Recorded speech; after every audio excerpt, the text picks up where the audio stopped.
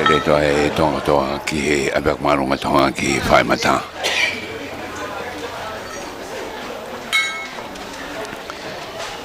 Koe kongu kene programa koe ia ono ka Tonga i oi siperi tae moni koe ia ak marunga Tonga. Nai hau koe tau kosika koe hui koe whakataputapu i kau apunua he koe tahi wang toloi mea ki a honi. Ko whamanatu e bei siperi tae moni whakatahape moe tau fitono koe ia apea koe pongpongini kono he whanke tohi. Koe loa, koe the finest, koe Lelei Taha. Whaone e tō wako taha. O Brusia, o mai whapawa pite tohi koe hardcover. Ulan maroon bea e takapi. Koe tohi e the finest, koe Lelei Taha. Eke programa koe pongpongeni koe himi uruaki. E lau ia e parohavea koe taksia tahiwa ni mamalu. Koe resoni lau ia e taksia tahiwa hano tolu. Dr. Ana mau tau whirungaki. Ui gelo tu e Father Loni tupo. Raki lea i e pongpongeni koe taksi ono walu me ono iwan Dr. Aganes lutu i makakawhaki. Whaerewa e tariu i e osa hasi loro hea. Rea hano wa, taksi taiwa fitu iwan Dr. Ate Moala Sherwood. Pea whaerewa hano whaki koe ia o tohi. E taksi taiwa walu fitu. Hu'akavameiliku koe paremia pokia o Tonga. E wharewa pe moe whamooni i tohi book signing. Kaya pea ngahi taurong pe whakakua gilea hano tolu ke taksi taiwa fitnoa. Tong tale se ni press ko Tongatio. Ko himi hono wa ko taksi taiwa no nima e kalaf moala. Pea wharewa elea tapuni. E se noli inoke ko ia mona to na na fa ko ia ai to ko na finance ko Lelei Taha kamata.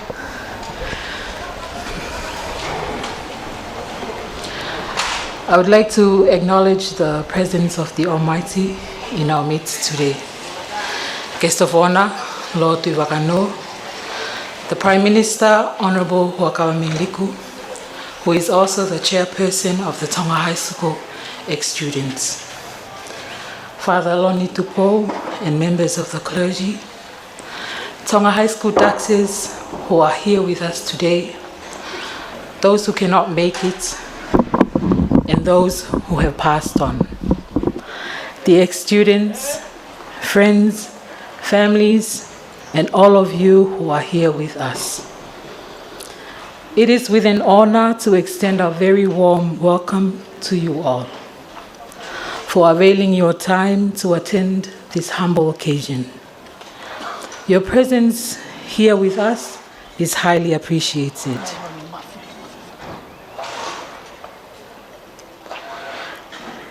It was a dream to commemorate Tonga High School's anniversary with something different, unique, and one of its kind. An event fit for Lelei Taha and worthy for a Diamond Jubilee, which inspired the compilation of this publication, The Finest Lelei Taha. The process of finding and making context to Daxes was not an easy task. With those who have passed, close family members were contacted for information. Stories were recorded and transcribed. The completed stories were sent an editor before sending them back to the Daxes and close relatives for confirmation before they were finalized. The Finest Lelei Taha is a gesture to capture the life experiences, challenges faced, weaknesses, strengths, achievements, academic performance, extracurricular activities involved in, thus the whole being of the Daxes. It mirrors the life of the Finest while at Tonga High School.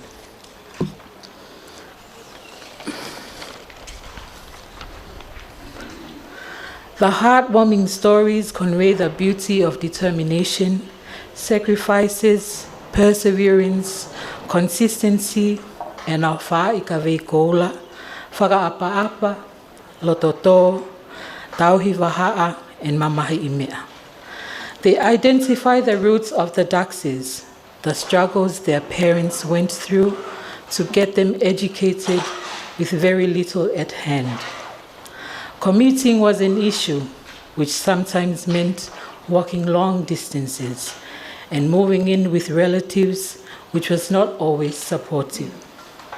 They also tell of Tonga High School's history and the changes that have taken place along the way, such as the increasing number of schools roll from about only 10 students at the beginning, the change in uniform from wearing hats, pleated tunics, and shorts to no hats, plain tunics, and tupenu with ta'avala.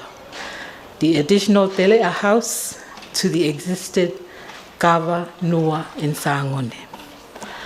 The stories mention teachers and principals who were tough, funny, very helpful, feared, and those who were preferred to others. Incidents of being in trouble and being punished, being a prefect and being demoted, funny stories with peers and friends. The finest, not only for the Daxes and their families, but for everyone. It documents their journey at Tonga High School, which they always look back to with pride, which include generations to come. It provides an invaluable archive for Tonga High School's history collection, as this is the very first publication of its kind. The stories provide life learning lessons in academic journeys, which could inspire others and generations to come to excel, to become Lelei Taha.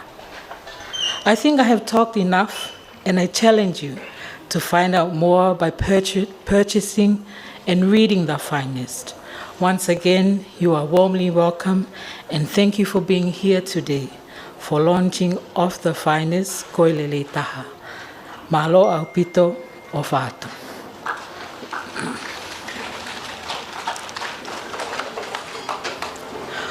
Ko le pe e whainga mali e koe ni, mea mai e tax o e kalasi tāhiwa ni mangofu māwalu, Paula Havea tene lawa te tauhimi uluaki.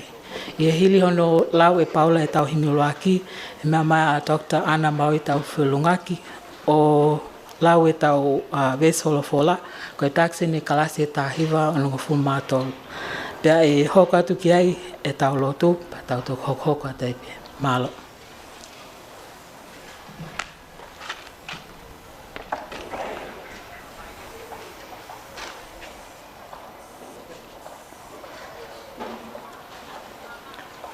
Ko e wholawhalahimi, ka mara ke tau ai oa mamawha e pongpongini, ko e oa o mauinga, ka koe lot whakawhatae, ko ngāo e ko lawa.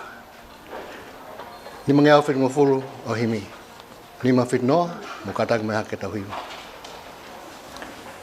Sisu, ko koe pe ko mama monia, whahinga poto kekehe, ko hue loia.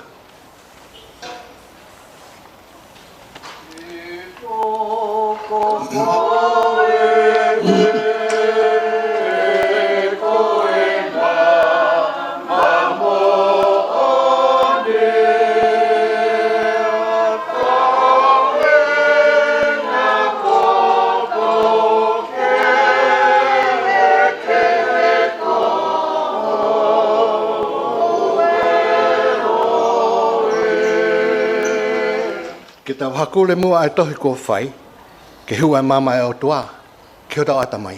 E ves whausi, pehepe ke tau tari, a iwi o tohi. Hanga e atamai ki ai, ke mao ai ha malahi.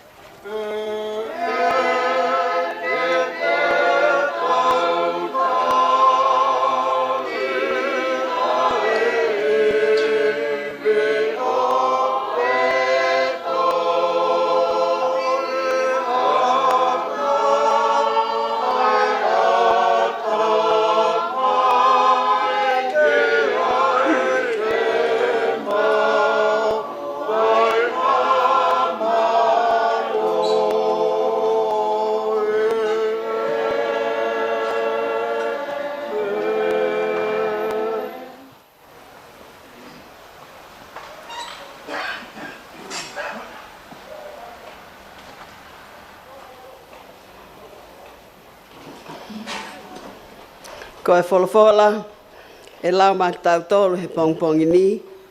O to oia, me he tohi paro vepi, wahe wha, te ulau ia, me he konga uluaki ki hono hongo fulu.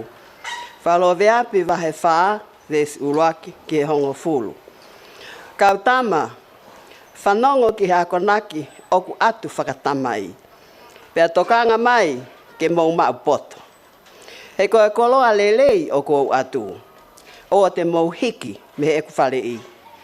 He koe tahau nai loto aki he eku tamai. Whakare kesi au he eku whae, koe ne mea pēta. Pea ne ako naki ai, au o ne pehe mai. Ke puke mau eku ngahi rea he loto, tau he eku ngahi tutu ni kake mo ui. Whakatau ma au ai poto. Whakatau ma au ai mawhai ke ilo. Oa e ngalo, pa ua e afe me he rea o ko upu aki. Oa eri aki ai taha ko ia, pa tene tauhi koe. Ke ofa ki a te ia, pa tene lehi i koe. Koe kamata ke poto a eni. Whakatau ma au ai poto. Io, neonga ku ke totongi aki a mea kotoa ku ke lava. Whakatau ai mawhai ke ilo. Whakahiki ia, pa tene hiki koe ki olunga. Tene whakapale i koe o ka pau te ke wha o fua ki a te ia. Tene ai ki ho ulu ha pare te ke whaka ofo ofa ai. Tene hiriwhaki hao ka launi mata lelei. Whanongo mai tama o tari e ku ngahi rea.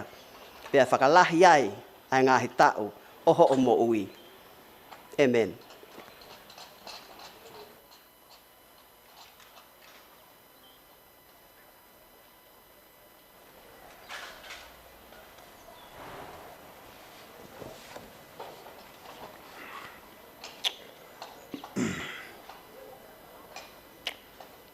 Hioku kau ngā whanonga he tui. Ki tau whairewa e lotu, whakatapui. Koe tohi historia, koe kau mounga i tangata, mai kau mounga i whiwhine. Koe kau tuu ki mua, mai kau kapiteni, koe kau tax, koe apia ko maa o lunga o Tonga, me tahiwa ni maua ki hewa noa uaua.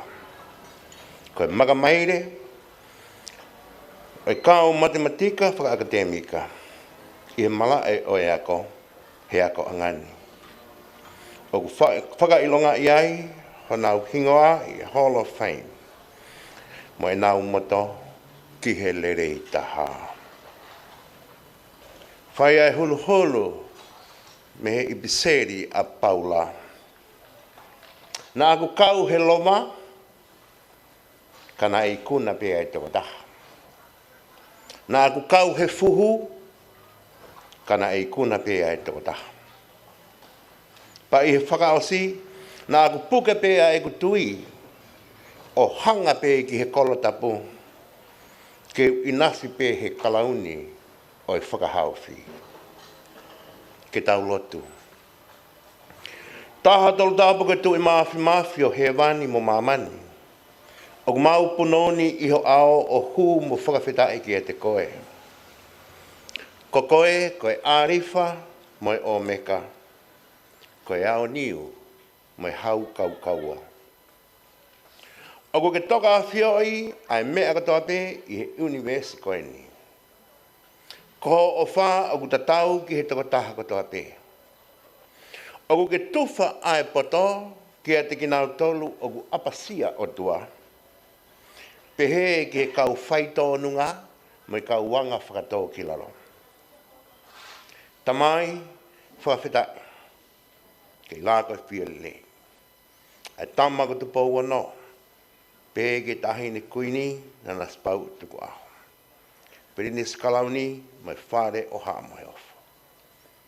Whawhitai o kei laumari e rei pehe atu i wakano. Hou eik, mo haa matapure. Whawhitai au kei malupe ai hou eiki o e whanua. Kei malupe ai eiki paremia mai uri fohe o kwhai. Pēke ke kau minista mai whare area o Tonga. Whawhitai au kei whakalauma rei ai kau takilotu, ka koe konsenisi ho mau whanua. O ku mau manatua ai kau holomua o e apiakoni.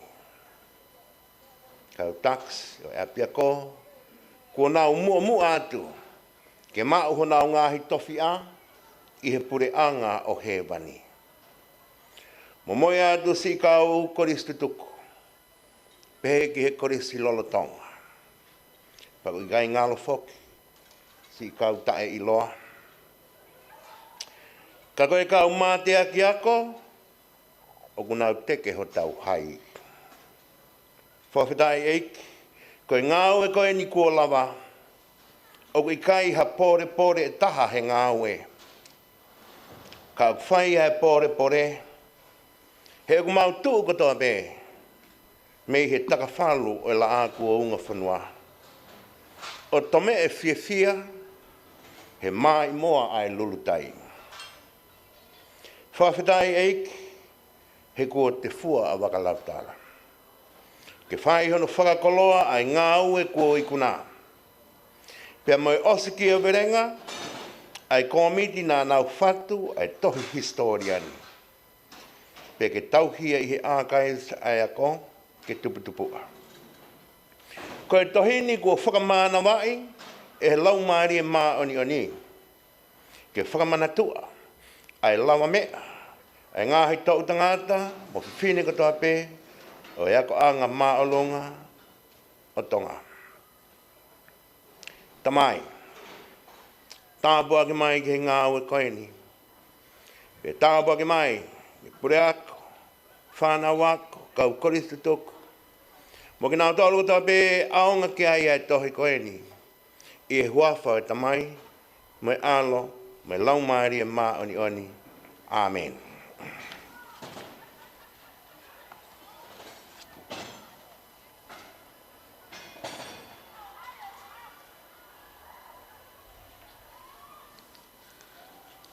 Whamalo atu ki a pātele nai loni mawhi, ko ngā koe lot lelei tau ka mata ki a koeni.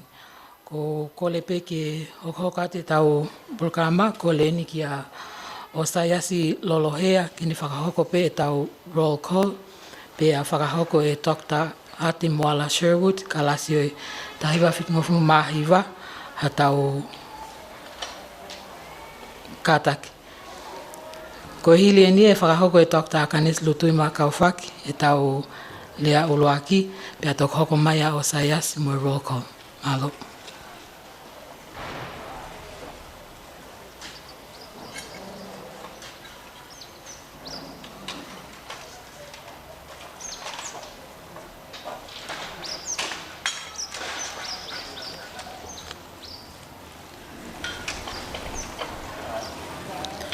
Tongatapu, ke tua mawhio ka whio i ho tau Tonga. Tongatapu, ke ne a whio, sastu po wono, koe tui e o Tonga. Tongatapu ke tahine kuini nas pau, mo whare o haa mo heof. Tongatapu atu ki he, whakalangilangi aho, no pele tui waka no. Tongatapu atu ki he eik pale mia, eiki Hu'akavameiliku, ka koe sea o koristutuku o Tonga High School. Tongatapu atu ki hou eiki mo Hu'amatapule. Tongatapu atu ke ka watu tuku ko toa pe mo lama mai o mea mai ki tau kau ngā kau he polokalama koeni. Tongatapu atu ki he pure ako, whanau ako, si mātu a. Ka maa solo mo i wulangi o mo mea mai whakalangangi e polokalama. Tuku mo ke whakatapu make. Ke kau tax o i Tonga High School. Me tahiwa ni maua, ke hua noa uoua. Nau tolu ko nau mole atu. Nau tolu ke lau mali, ka ke lawa mai, ka maag mau tolu o ko lawa mea mai ahon.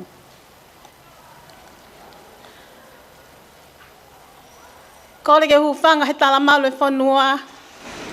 Ka e tā mua ka te au ke whakamonu hoku koloa. Ko tuku mo oku. Ke whakahauko ata e lea uluaki. Ko polokalama e aho. Mā whana e loto. Me langi ia. Ne kau ai fina motu a maulalo koeni. I he mai moa fisi mua.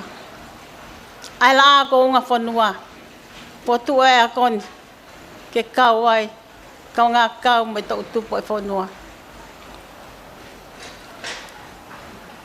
Ka mei ngā moi moto ki he Lelei Taha o ku tau mama o whau.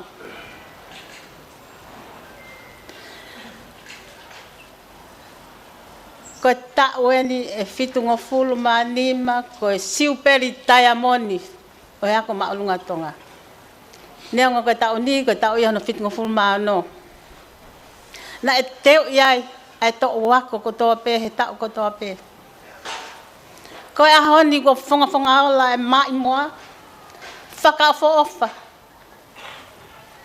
Mata lelei, ongongo lelei. Ko hai au. Ai ngutu tu a koen. Ke lama auli diki hano lelei.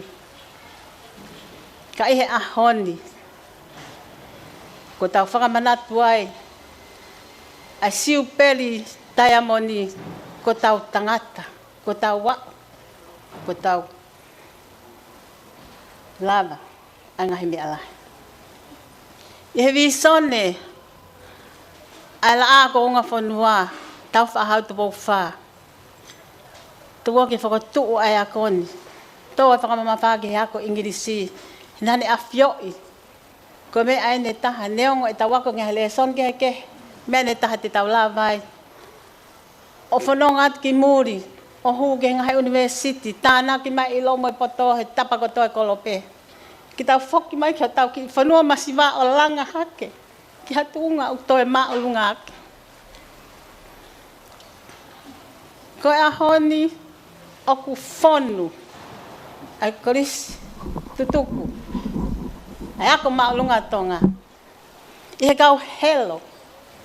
I he matematika. Ma akademika. I he mala e kehe oi mo ui. Ko hai au. Tino tua maulalon. Ke lau hoku kakala pe lau hoku hinga. Na ataku. Lau pe e he lokua koe tāpu. Koe moana no ki tāputa. Ko whakawheta. Ko listu tuku. Tō wako he tau kotoa pe he tau fitungo fulu wene e fitungo fulu maa nima eni. Hono te ki tau tolu. Pea ko tau whonu, ko tau mahu, ko tau wa. Ki he maa i moa fis mua. Nei whakatuu he li awhio. La aku o unga whanua. Tau whaahau tu pau wha. He nane tā pe uloa whi. Te haele atu ki muri. O mau mai hono mata i tohi. O ne awhio iai. Ai whakapuripuri koeni. Whakawheta.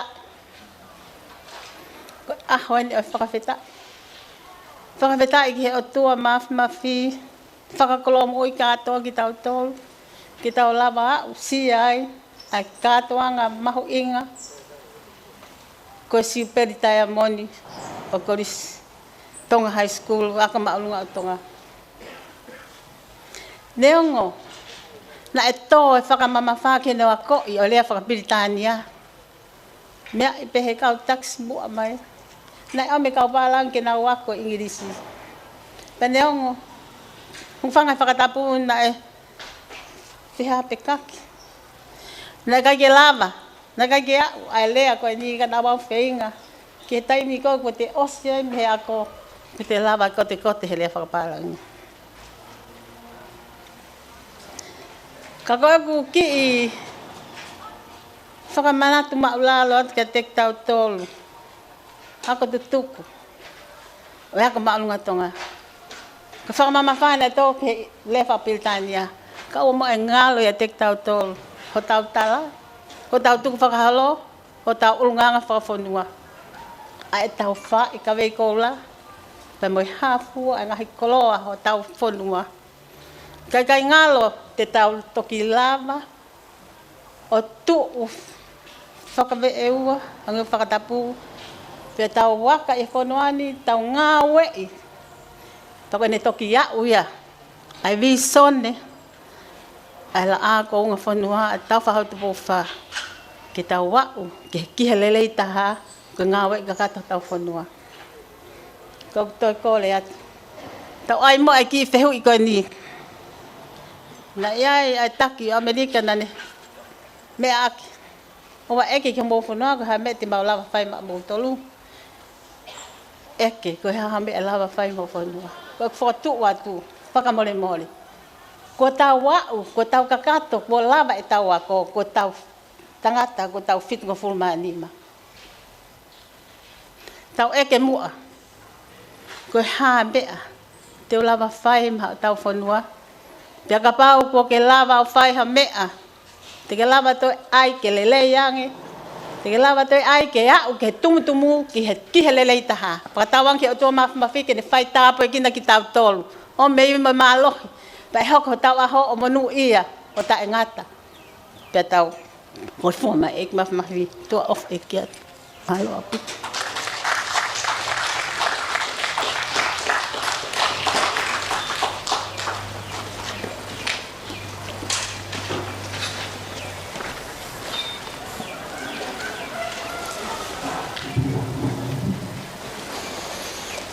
Guest of honor, Lord Tuivakano, distinguished guests, ladies and gentlemen. I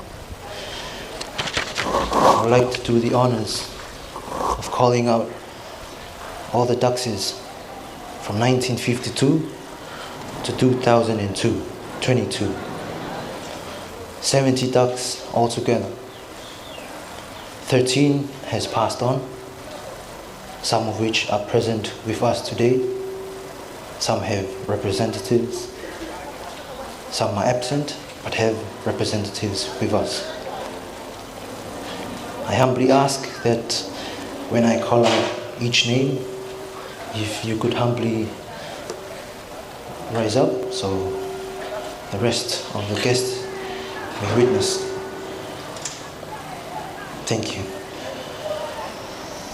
1952, the ducks of 1952, and the first ducks of Tonga High School, William Clive Edwards. Ducks of 1953, Inoke Fotu Wharetau, otherwise the late Honourable Akawola. 1954, Kakolosi Kioa Tuione. 1955, Senipisi Langi Kavaliku, otherwise the late Honourable Hu'akavameiliku. 1956, Shirley Fotu. 1957, Lelei Taha. 1958, Paula Fatongia Havea.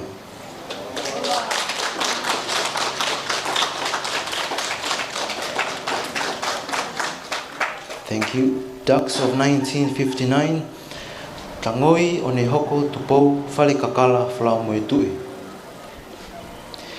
Ducks of 1960, Dr. Sione Uhila Moelangi Liawaa. Ducks of 1961, Sione Tualau Mangisi. Ducks of 1962, Siausi Akawola Moengangongo. Ducks of 1963, Dr. Anna Maui Tauwhiolungaki.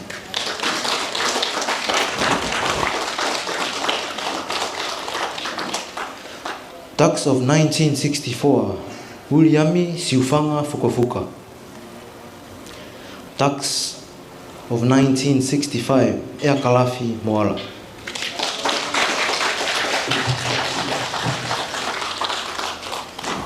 Ducks of 1966, Papani Aetau Taumwe Falau. Ducks of 1967, Sione Misieri Taumwe Peao. Ducks of 1968 and 1969, Dr. Akanesi Lutui.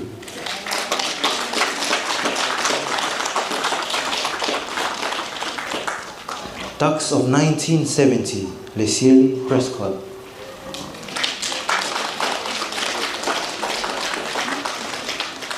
In 1971, there were two duxes, Mele Kamoto and Ofa Kiloa Manu Tuionetoa. Ducks of 1972, Dr. Ofo Numeito.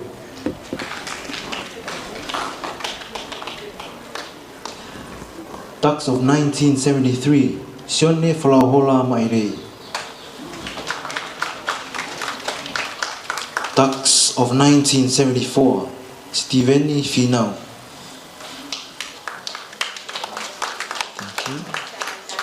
Tax of 1975, Sione Akau. Tax of 1976, Edgar Akawola. Tax of 1977, Dr. Hemaloto Akawola. Tax of 1978, Ajay Mathur of India. Tax of 1979, Hate Folole Moala, also known as Dr. Talaivosa Furiaki Moala. Tax of 1980, Lia Latu.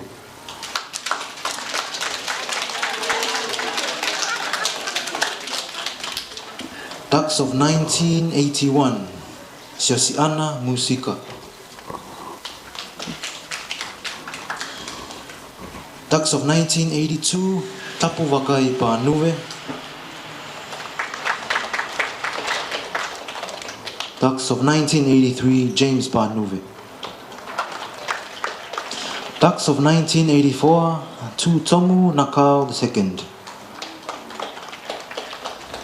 Tax of 1958, Dr. Viriami Kumifonoa Iwaha Tuton. Tax of 1986, Osayasi Koliniusi Fatai. Tax of 1987, Siaosi Ofa Kivaha Folau Sovereign, otherwise Honourable Hu'akavameiliku. Tax of 1988, Siosaya Kumifonua Iwaha Tutoni. Tax of 1989, Irma Daphne Tupo. Tax of 1990, Ameria Filifau O'Olohau Tupo. We come to the tax of 1991, Dr. Isleri Maafu Otuitonga, Tonga. Tax of 1992, Rhonda Noctor. Tax of 1993, Rosamond Carter Bim. Tax of 1994, Dr. Mary Ruth Davidson. Tax of 1995, Tanja Engelberger of Namibia. Tax of 1996, Sisilia Tupo Molakepa Afiaki. Tax of 1997, Elizabeth Koka Paula. Tax of 1998, Chaz Egan. Tax of 1999, Catherine Chang of China. Tax of 2000, Marisela Kakala. Tax of 2001, Ekta Khatri. Tax of 2002, Joanna Kranzlin of Cambodia. Tax of 2003, also the youngest tax, of age 15, Matthew Galel White of New Zealand. Tax of 2004, Diane Seini Fakalolo Kiana Puloka, who was tax also for 2005. Tax for 2006, Rosalie Paluleleva Mapa. Tax of 2007, Joseph Uluaki Falearea Amasira Takai, Doctor. Tax of 2008, Anna Teofolau Maafu. Tax of 2009, Crystalline Faye Diana Selwyn. Tax of 2010, Dr. Eliesa Tongama'o. Tax of 2011, Craig Latu Nipulu Fotu, Doctor.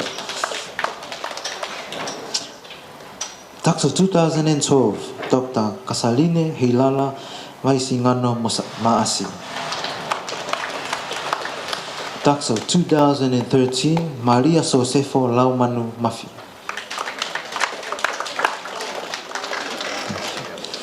Tax of 2014, Dr. Pauline Whakahikuowiha Fatusia. Tax of 2015, Dr. Palu Vulase Teomohemu. Tax of 2016, Sela Tupo Patsepa Maka. Tax of 2017, Maletino Tamualele Iloyola Mafi.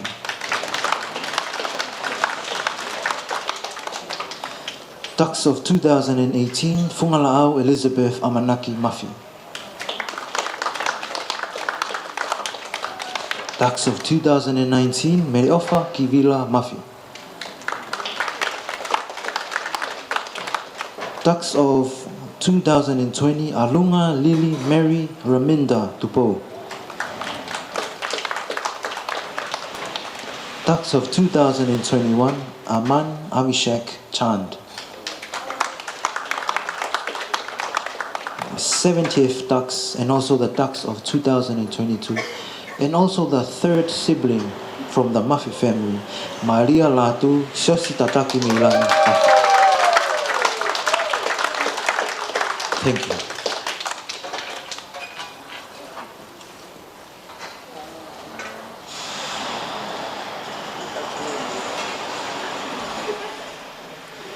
Malo pito e Osayasi, ukole ke tauhokat ke lea honoa e whae Dr. Ate Moala Sherwood, who is the Dux of Tahiwa Fitngofuma Hiwa, pateo kole ato e pe ke egi moa pe Lord Tuiwakano, e hoka ate ki presentation o e tohi.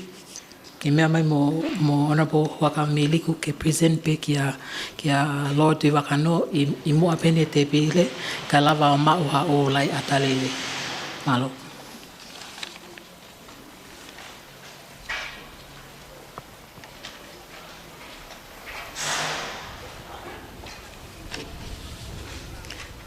Tawhetai ke eki, kutoko ha whawhetai.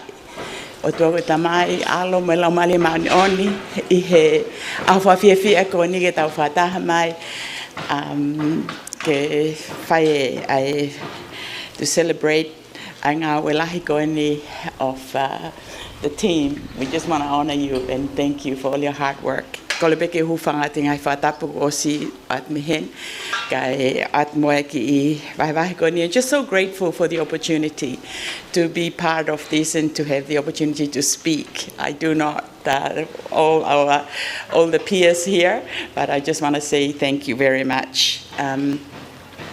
Always been grateful for the vision of the late King Tupofa, for his vision that Dr. Kanesi had mentioned, that God will start this school to equip a generation of leaders, not only for Tonga, but for the nations. And I think as we listen to the roll call and hear not only Tongans, but people from all over the globe, and there is the dimension of how God has honored the vision of the late King, and we are the recipients, we and our family in Tonga. I just have, as I sit here, I just all these memories flooding in of being at Tonga High School. I remembered I was 10 when I came to Tonga High School. I had no idea. I was just following my siblings who had been in the school and just loved coming to school. And of course, most of the time we kept quiet because we were supposed to speak in English and we were so embarrassed, thinking what I'm gonna say. And then it wasn't until I think I was 12. We were busy playing marbles behind that mango tree by the side school. Of course, girls were not supposed to play marbles. And the late Waskovi Ahogovi, he knew that we were playing marbles, us girls. So when we came in after lunch, we had to line up. He had his 12-inch ruler, and it was time for hiding. And you remember the hiding with the rulers and our nails like this. So he gave us, 3 each, bang, bang, bang. And then we sat down and just quietly, and then he gave us a piece of his mind. And I'm just so grateful, because I think for me it was the first time I had an understanding of the vision of the late king. Because Wasi said, girls, you have to stop playing marbles. God has got better things for you guys. God wants you to be leaders. So just stop playing marbles. So it was just like an awakening. And then he gave us this speech how we all had the capacity to be leaders and all of this.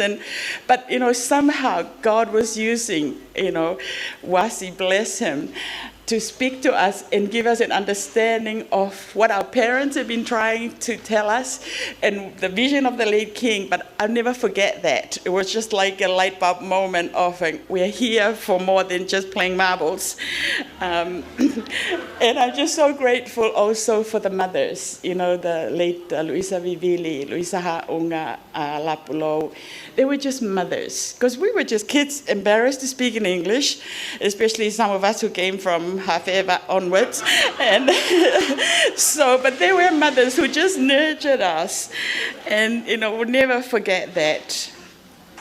I was had my fair duty of having punishment duty, having to weed, because it was fine in the classroom learning English, but when you go to home economics, the home economics building, we were learning to bake and sew, and of course your head immediately think you're home, and the Tongan just comes out, and then Miss Winter said, out, we had to go and do the punishment duty.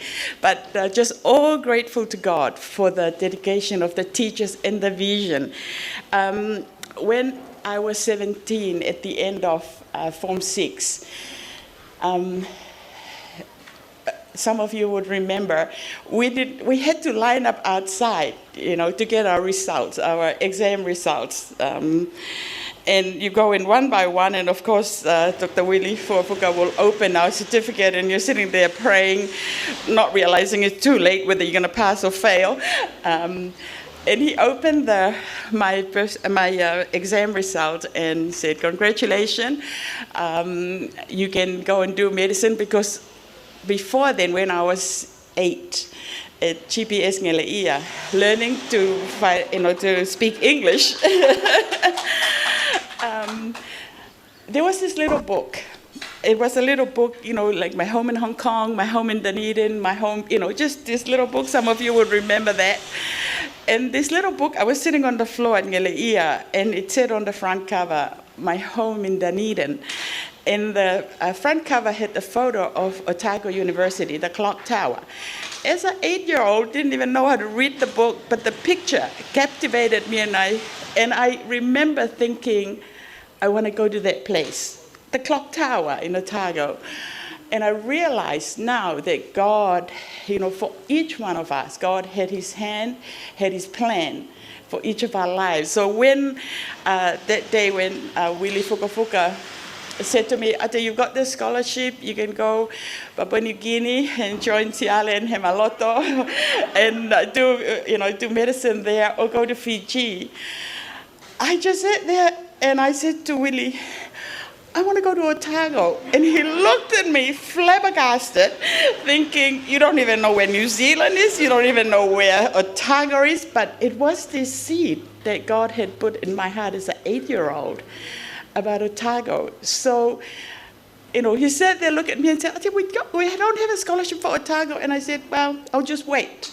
So he picked up the phone. I was sitting there in his office, and he picked up the phone and rang Mr. Hogan, Barry Hogan, who was the principal when they entered in 1973. And he just said to Barry, oh, there's a girl here who wants to go to Otago, and we don't have a scholarship. And bless Barry Hogan, he just said, send her. So he arranged a scholarship with the Rotary, And off I went, and just so grateful for Elaona Numeitolo now as a scholarship officer. Just so grateful to God for people that God put, in each of our lives to support and to, and to help us in the journey. And then, of course, I went there and met my brother. Grateful for Maletino and Dr. Maletino and Sios and their 3 children. Texas, I wonder what kind of home is that? Bless you, Maletino. We were in the same class in Otago with Dr. Maletino and Joyce, of course. But I don't want to bore you, but I just want to just say thank you for the opportunity to be here, that we can celebrate together the goodness of God and His plans for our lives. So I went over to Wellsford, where Mr. Hogan was. Completely culture shock. I went in, thinking, Tonga High School, as all of us know, we are it. We go to the Te Whaiva and we're not very good in our team, and we just cheer like we are the winners, because we are. And, the song, Tonga Haie, Inga Moko Moko Be, and we just sing, and people were thinking, you think you win, but I think because of how we've been equipped here at Tonga High School, the finest, we are the best to the best. So when I went to school, I went there thinking, I'll be okay, because of the sense of the impartation of identity, how we've been raised up here in Tonga High School. And of course, my classmates in Wellsford, it's a farming community, they didn't understand what I was saying because of my accent. And they said, pardon? And they had slangs. So I got really annoyed. And I thought, whatever. So, so I didn't say anything, because I just, also I was so culture shocked, because, the dear family who hosted me, it's a farming community, they had soup. Of course, all of us grow up, we have soup or sippy. The soup they gave me was lentil soup. There was not a single bit of meat in it. So lunchtime, I just poured it down the sink, because this is the culture shock. So of course I went to town instead and ate chocolate. And by the end of the year, I couldn't fit into my Tongan clothes that I had put on so much weight. But I just remembered, because I hadn't said much, but then when the exam, Mr. Johnson said, well, if any of you want to know how to write an essay in English, go and ask Ate. And these Palangis were looking and for, what? She hasn't said nothing all year. But it was what we had learned at Tonga High School. Yeah? We know how to do English, we know how to write essay, we know how to pass exam. Of course, it's glory to God, but I'm just forever grateful. So I won't bore you too much more, but I'm just so grateful to God, grateful to the late King for the vision, grateful to our teachers, and grateful for St. Lolly, Simaima, and the team for the hard work. The spirit of excellence, for goodness sake, they keep emailing, chasing. I know, our elders here, they were so good, but for those of us, they keep chasing us. Yes, we're coming, we're going to send the stuff, but bless you for all your work. And we bless and we pray that the books, that your hard work will bless the generation to come. Malo apit ofat.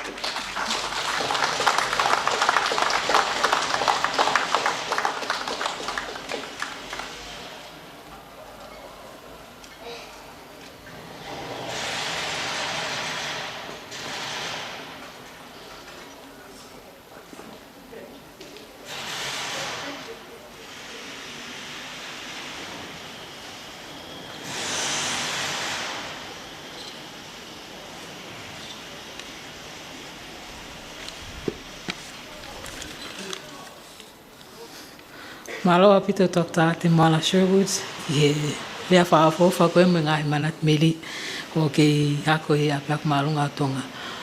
Ko le peheni ki a Honourable Hu'akavameiliku ke mea mai moa o presenter tohi ki a Lotu Vagano, hili e hono presenter tohi e hokoka te pe book signing kai ko le tupe ke ki taimsi pe kai hoka te polokalama kai whakahoko e book signing na hili anga e polokalama.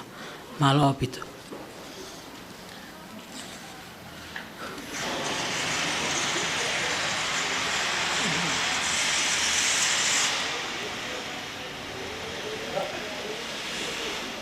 Presidente Kristuduku. Fucking tau ko ia. Hei rea ne whai pe whakai whamoni e tohi.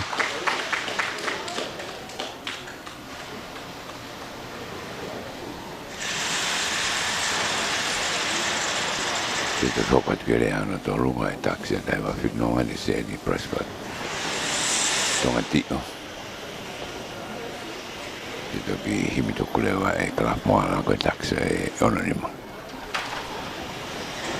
Apa wa wani Nuku'alofa tola he pite meka ko suku ka taksi na la maheni ka wa fonga. Aki konga deka. Tola he mong model mo mata mai ko ia e live stream.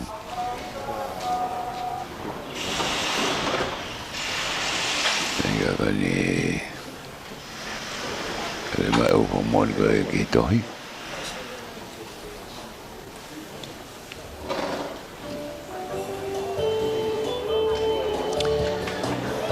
Tua de bem ai pasi. Mo tau talare be no be ai ha ko mai ko ia ai ngai pa mo ni book signing.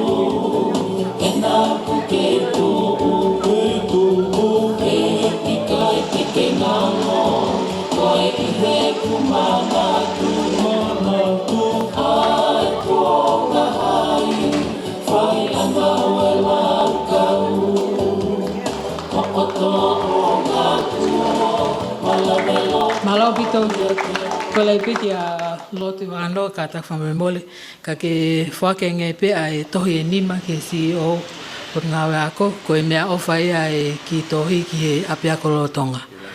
Laiperi, malo.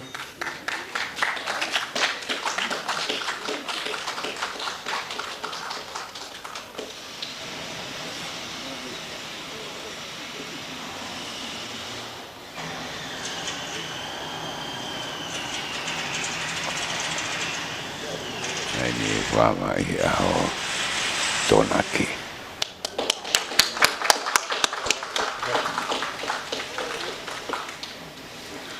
Malopito kole whangamane ko ni ke o kole kia Dr. Lelei Taha Tongatio ka koe takso e tahiwa whitingo fulu ke ne mea mai o whahoko tau lea hono tolu. I hili ko ia kole kia kalafu moala koe takso e tahiwa ngo fulu manima ke ne lau e tau himi whakausi ka tau hoko atu e malo.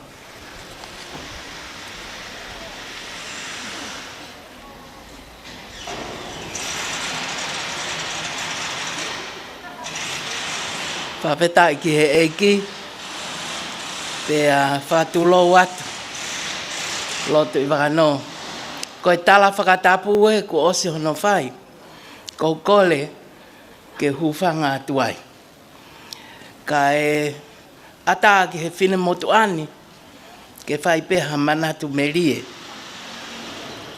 ki he hako na ane whakatoka pau, ai mo ui ai whine motuan. Pea, koe ki tala noa pe lotu I wakano, ki he taimi koe, ka mau ki tau te rea whakatonga, e tau te ai kita. Pea na e whai e laka ki he huwhi e whale area.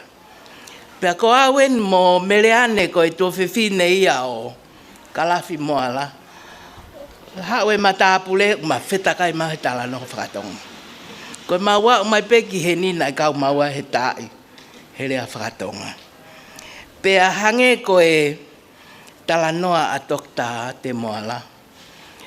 Ko lele atu ki Nuusila. Tama he ongo mātua. Ako ke mālohi ke maa skola sipi he kuma masiva ke lava ave koe ke hoko atu e ako. Te lele atu ki Nuusila ko huagu te poto he rea whapalangi. Hala atake mahino hafo i rea ia eta. Koe mea maari e. Koe taimi ko ia. Ko te atu ki Nuusila whekau ki te alo form 7. Fo i tau kakato ko mea pena e whai koe ako lea. Ai lea pe. Lahi ngahi lea tae mahino i ke teo. Te ike whanongon wai. Pea koe. Ka hange koe lawe koe ate. Koe mea ia koe ki he tohi. Pea moe mahi noi o e tohi lelei au pito pea. Koe fo i tala noa ngutupe. Pa koe rak breakfast ave au ki hako girls high school. Pea koe breakfast alatu ke te pire tama e na to ke ako no fuma. Hau ke te pire koe. O mai e mea kai ke breakfast. Ka funky square little things. Te ke sio a hoi tau le tupu hake tongani. Pa ko sio takai au he te pire ke sio ange. Pe whewhea no kai e mea. Nau no whakau pālangia sio i au. Pe ko haak mea au kai. Ko toha tako ko tok whanongo he mea ko wheat pix. Ko toha ke pe au e ki fo i wheat pix i o kai. Kanau oho vale tako ko mea ia o ai e huakau. Katak wha mole mole e tala noa whakatua. Kai ke. O ko whiawhia pe na utupu hake i tongani. O whakatoka pau pe i api. I he whamiri. E tau lea. Tau ulunganga ko osi i kakato pe i he kaulea. Pea te toki rere atu o hu mai ke ako maalunga tonga o whakaloloto hono whakatoka pau kita. Pea te rere atu ki muri ne ulawe ki ai pea te rere mai o whaiako i he kolisi whaiako i tongani. Hoko atu ai pe hono lalanga i o e whala. Na te tupu hake ai o whakatoka pāu ai pe.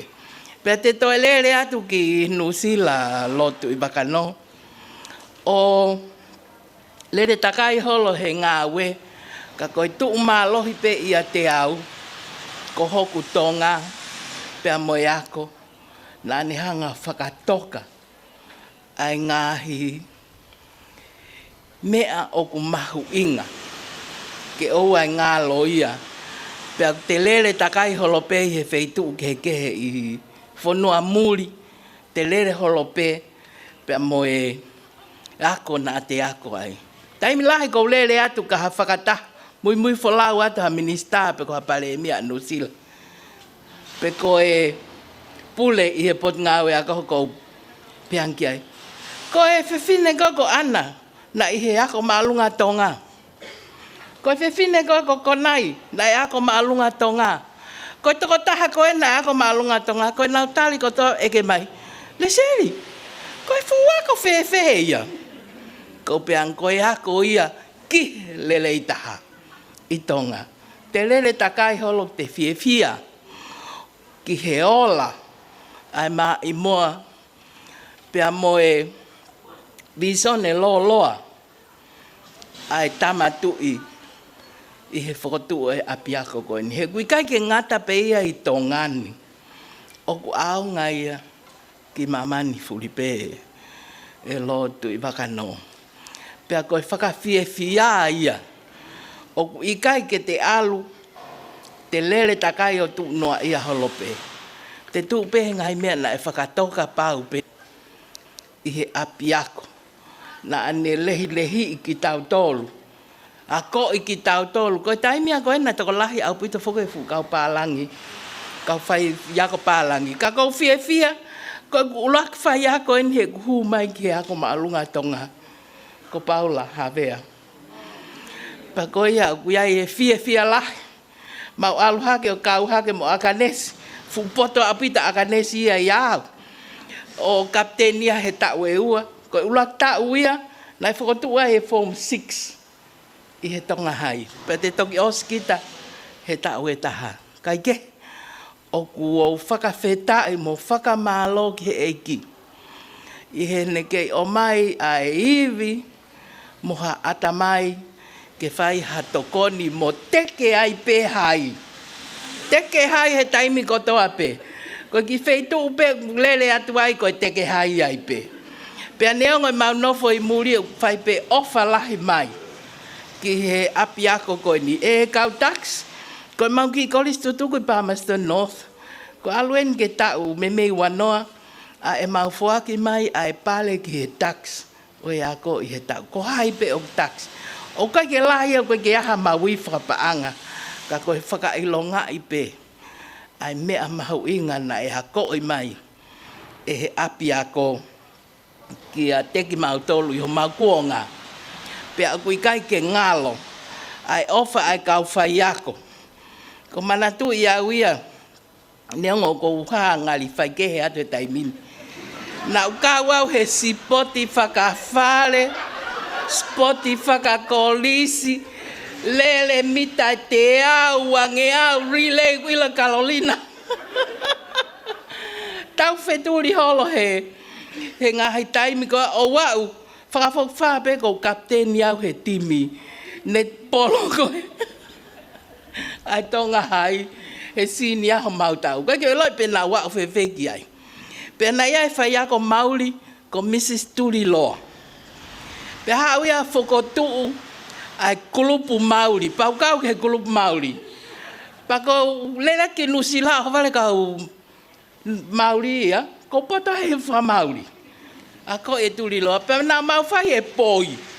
Mau lere takai holo kiri aho na atere. Whakaari ari e poi. Pako e poi whoki e kau Maori. Tamate e uhilaka e ulo mai whanki i poi he. Ai whanki i mea ko upuka. Kai kia ha mea pehe whoki e tongani. Nai kume Tulilo e whanki kasa. Whanki kasa i whamo oile vai a tamte e uhilaka mau. Whita kai he poi ko atuka. Oho pare kau ria hau tae mo kau. A tere he sio ko ia we ko whaiva whakao whatuen. E ke ko ngahi manatu merie pe ki he taimi ko e. Pe atu ae tala monu ki he ako maulunga tonga. Owe ngata pe hen. Mo lava me o whakatoka pau. Pakuia e whanaa fotu na e langi mama o ki ai e tamatui. Pe ak fotu ia i he tapa kotoa pe o e whanonga. Ko ia a e tala monu atu ki te koe lotu i wakanoho pe he foki ki he palemia. Tau te whito foki ko e sea ia o e kolistutuku neongo e mau ki lere mai pe mei muri whakawhetai. Mo tali lelei ki mau tolu. Ki ho tau whanua o whaanga. Pe au mau neongo mau whetangu tui pe i muri. Ka wiai pe a whainga maari e ke mau tokoni mai ki tonga mau whiawhia au pito. I he kau ngā kau mai mo ki mau tolu. O whalahi atu. Lewe mai malanga kau tatau atu.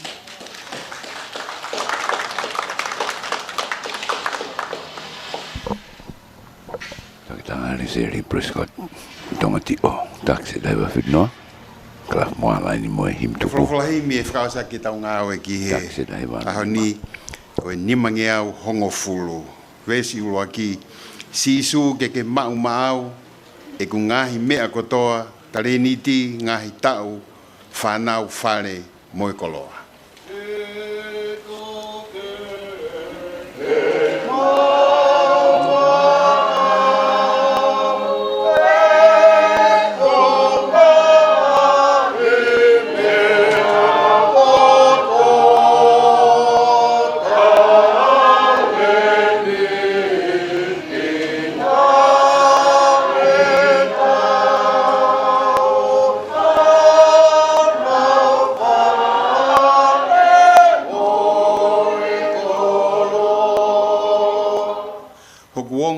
Ni mai, tena ngāu e pe maau, tapu foki hoku wae, ke na whai pe ho whekau.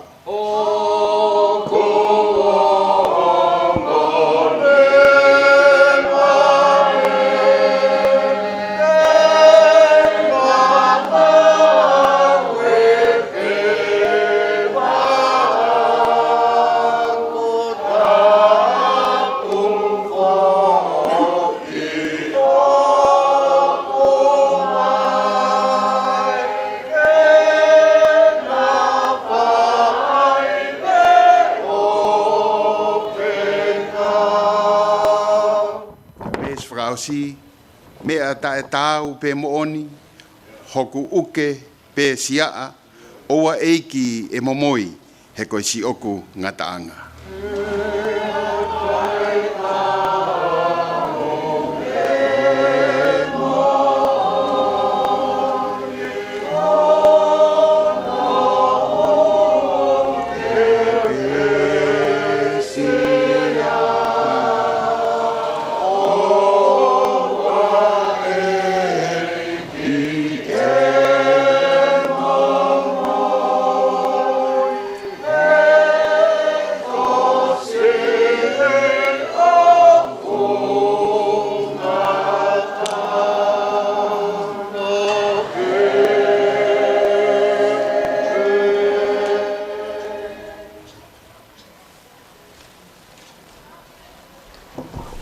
Algo momento que lá, quando eu fui malê com ele que lá mais no lindo que ne faz taule famalo, para te cole pe que a patele na no mafi que ne faz taule tudo.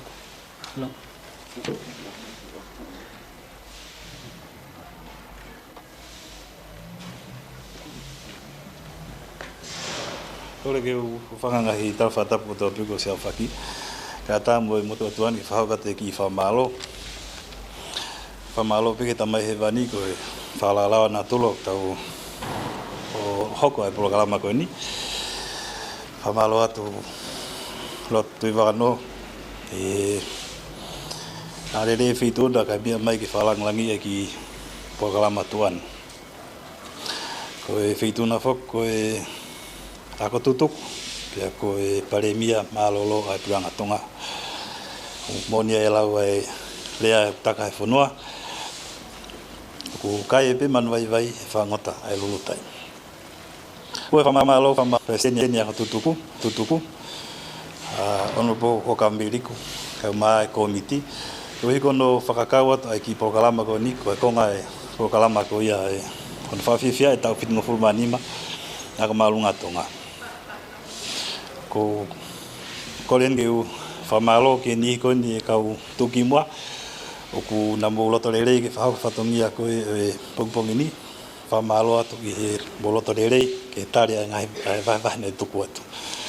Ko kolen ke whamalo ke toenga e kau tuki mua mo ngai whamiri ko e tau tohinu mau pakapawa ha tono no mo toki tautia ia si maima. Pia ko whakamare ko ni ko roto ke whamalo ke kau sponsor ki e whituna, lotu i wano, lotu i a whitu, lotu i a ngana, lotu nuku. Honourable Dr. Hu'akavameiliku Langfast, Dr. he malota kau ola, Bloka Constructions, Timpata Store, Whaotusia Law Firm, pe mo e wharekoloa nā tamu. Po ni ko tau pena mo toko ni mai ki he tau ano whahako ai ki tohi koe ni. Pia ku Maui e lawa kakato no whahako, pia kamata i pono whakatau i he hoatani. Whamanata tue koe tau ki porokalama i he hiri ni, aia e laine tolu, po koe whahako pe tau ki reception, e whahako e hen wau peki i teu ai komiti. Malo pito.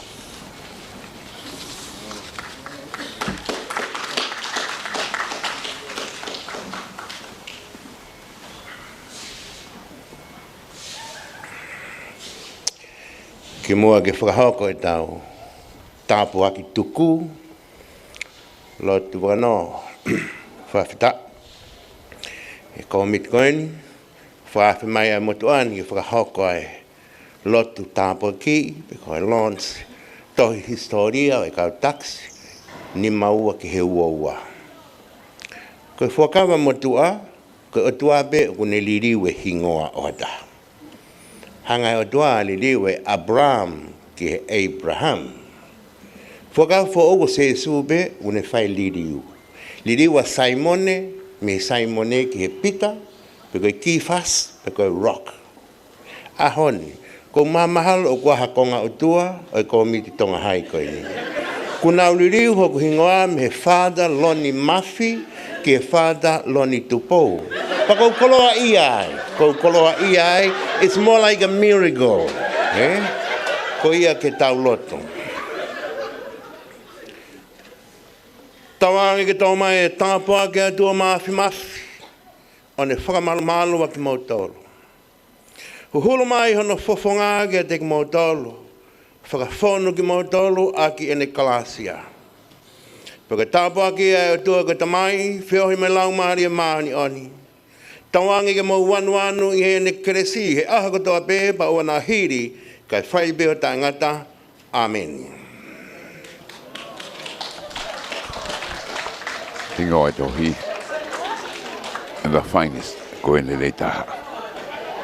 Historia kautas, me te wani maua ke wanoa uoua. Kore pe ke ufanga ngai whakatapu sa whaki, ko ki update wawe pe motori toinga programa ke aoni. I he osiko ni, o gai e ngai sport around e a koe ni apiako, o sikeri, ke mō toha mō ki fuakau, whakailonga e ke ahoni. I o takai o smau pe kia e whangi akau mo aramia pe. E teu he kau whautohi, ai ki reception ni, ka tau lavat mua ki palasi, o tau ia he wha. So, half he wha o stone tau mau ki ai, ave tau ki hala, ko haipe o avela pol, u whawhiawhia pao te mō kau mai. Ai kuna e whahoko mai, o koe rare privilege, e whai whakapangai, o whakatūta whare, kai ke ope koe, he anga mahe ni o whai lotu, maru na o silo pe e tōlai. Ko ia pa te mō mau ki he parasi, hawhi wha, tau o whai tau whatongia ki he tamatui. Os ko ia mahena whekite, ki e unga ki taine princesi, e mea mai moia ki e tau kātoanga, pa tau tōk whok mai rewa ki he meet and greet koe ai whiawhi. Ai ko ai whiawhi he ono, ka te tau raki au mai ki he reception koe ne teu he kātama. Pa tōk hoko atoa e meet and greet e whaipe i he holo whamanatu. Ai ko whakawhiloa ki mai ai kau wholau mo i uala mea pehe. Whaipe whakawhiloa ki, ai mo nau ki whaiwa, hoko pehe ai pe. Again, ko ai pe ke kamata ke tau whilonga ki ko hai he, pa mo hai ngahi waa ke o nau i heni i he tau kātoanga. Ai ko ahonia. A pongpongi rewa he hongo fulu, whae laka koe ni. Alpei lotokolo awhi mai i he office pare mia, alato ai Nuku'alofa klapu mo, ngai whi tūpe he o awhi mai rewa ki. Whoki mai ki heni. Aru ngai whi tūpe wilo. HMA rewa whai mai ki heni. Osi ko ia, whawhiat, mō siwa akapulu, tau e tau senior, tau e tau grade 5, nau tūlerei, hene nau tū e tainimi. Pea polo rewa he whiawhi. Polo whai pe moia he holo koni e kuinsalo te i mui kona ia mautolu. Pata hoka tai pe ke he huwhi, ko i run down wawe pe, whai tātā he tōnaki, pata whai pe ilo, whai ke māmaloa, ki he fiul koni, ofet koni ki he whare lotu senturi. Pea sāpate pe, tau lotu tahai, whai pe mo ilo, te uia he akolo tonga. O pau te kia hao polkalama, o kwa e kau whiwhine heni, pa ke whetutaket ki ai ki o atu hao polkalama, ki e ngahi whaiki ki koe tau polkalama i e ngahi aha koe nko. Ka hoko mai kau whiwhia u heni a loni heni, ki ne hao o whainohino tau tolu koe ko hao tua tau tolu. Tai ni ihi mau hala a loni. Kai tau whiwhia ko toa e lama. Tohi, i ono tukumaka e tohi koe ako hingoe tohi ko e the finest koe Lelei Taha. Taks me ni maua ke wanoa uoua. Matawang ni au lelei atu ki e kau kurisuru kotoa. Me mo motoro koe ke mulama mai me mulina ki tonga ni i ka tonga lahi ko ia o e ahani. Koe patungia ko ia me heni. Ko alipate he junior kisina pe hoki ki a potalevu tuifua me sake whamoki o mia ia peak marunga tonga ko sa slowaka mo mea